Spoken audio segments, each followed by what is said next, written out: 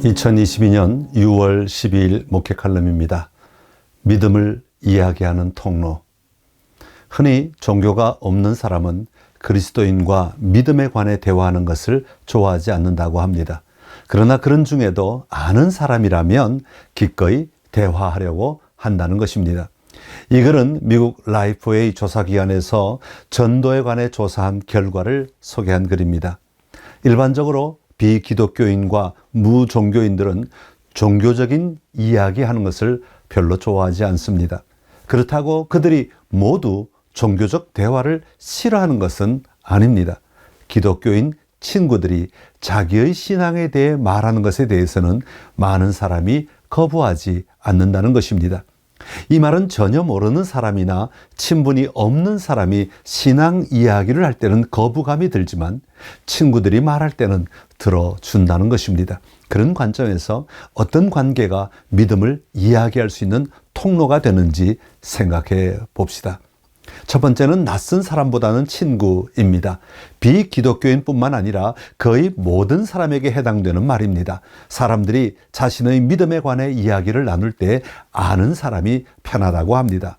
종교가 없는 사람 중 38%는 낯선 사람과 신앙적 대화를 나눌 때 마음이 열리지 않는다고 대답합니다. 그리고 45%는 기독교적 대화에 대해서도 마음이 열리지 않는다고 하였습니다.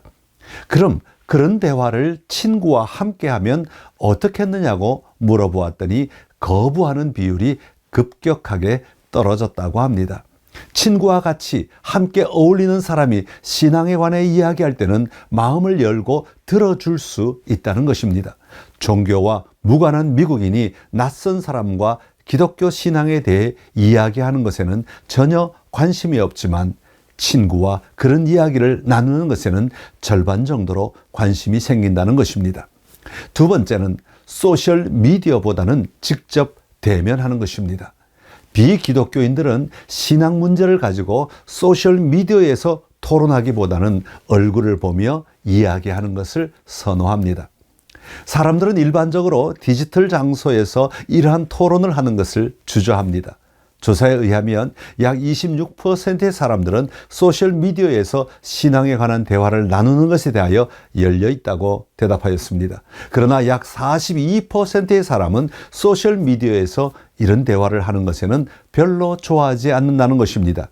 신앙적 대화는 소셜미디어보다는 오히려 마주하고 앉아서 대화하는 것이 낫다는 것입니다.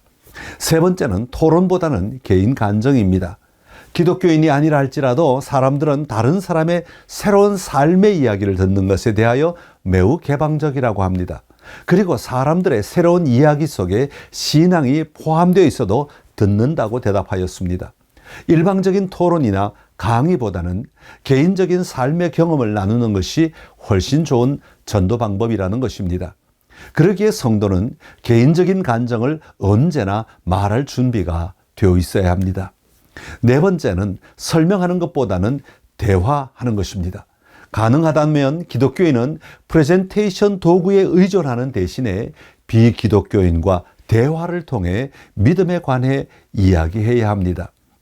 미국인들 가운데는 누군가가 적어서 설명하거나 또는 그림으로 설명된 안내 자료를 가지고 설명하는 것에 대해서는 관심을 갖지 않을 것이라고 대답하였습니다.